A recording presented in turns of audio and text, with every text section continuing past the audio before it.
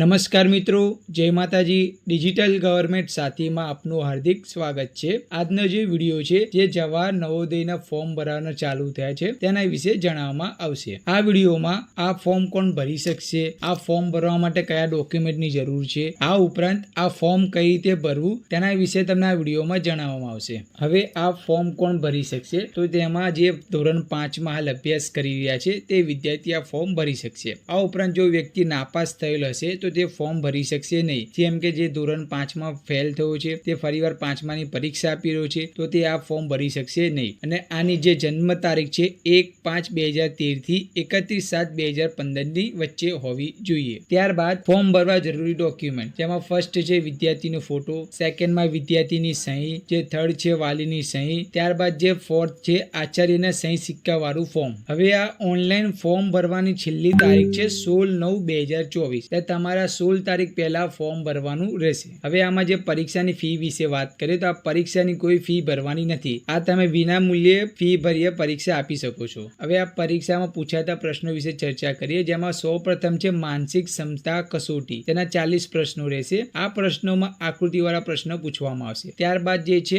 અંકગણિત કસોટી, તેના 20 પ્રશ્નો રહેશે. ત્યારબાદ છે ભાષા કસોટી, જેના 20 પ્રશ્નો છે. આ ભાષા કસોટીમાં ઉપર ફકરો આપેલો હોય છે, તેના આન્સર આપવાનો રહેશે. આમ કુલ 80 પ્રશ્નો આપેલા હોય છે. તે 100 ગુણનું પેપર રહે છે. આમાં સમયગાળો છે 2 કલાકનો.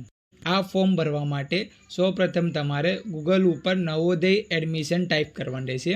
ઓફિશિયલ વેબસાઇટ ઓપન કર્યા બાદ તમારે હોમ પેજ ઉપર આવવાનું છે, જેમાં તમને ફર્સ્ટ રોમાં click here to submit online application જોવા મળે છે. તેના પર ક્લિક કરવાનું રહેશે. ત્યારબાદ તમારે સ્ક્રોલ ડાઉન કરવાનું છે, જેમાં રજીસ્ટ્રેશન માટે ફર્સ્ટ લિંક આપેલી છે, તેના પર ક્લિક કરવાનું રહેશે. ત્યારબાદ જે ફર્સ્ટ જે છે, જે વિદ્યાર્થીનું આપણે ફોર્મ ભરી રહ્યા છે તેને 5મું ધોરણ પાસ કરેલું છે કે નહીં એ સિલેક્ટ કરવાનું છે. જો તમે યસ કરશો તો તમે એલિજિબલ નહીં થાવ, તમારે નો કરવાનું છે. ઓકે, તેમાં સૌ પ્રથમ જે વિદ્યાર્થીનું ફોર્મ ભરી રહ્યા છે તેને 5મું ધોરણ પાસ કરેલું છે કે નહીં તેમાં તમારે નો સિલેક્ટ કરવાનું રહેશે. ત્યારબાદ આ કેન્ડિડેટે અગાઉ પહેલા નવોદયની એક્ઝામ આપેલી છે કે નહીં તે તમારે સિલેક્ટ કરવાનું રહેશે. જો તમે આમાં યસ કરશો તો તમે એલિજિબલ નહીં થાવ, તે માટે તમારે નો કરવાનું છે. ત્યારબાદ તમે આ એક્ઝામના નિયમો રીડ કર્યા છે કે નહીં તે પૂછી રહ્યું છે, તેમાં તમારે યસ કરવાનું છે. ત્યારબાદ જે તમે રહો છો અને જે તમારો જિલ્લો જે છે તે સેમ છે કે નહીં તમારે સિલેક્ટ કરવાનું છે. ત્યાર પછી વિદ્યાર્થીએ 31 જુલાઈ 2024 પહેલા 5મામાં એડમિશન મેળવ્યું છે કે નહીં તે તમારે સિલેક્ટ કરવાનું રહેશે. ત્યારબાદ તમારે આધાર કાર્ડ ટાઈપ કરવાનું છે.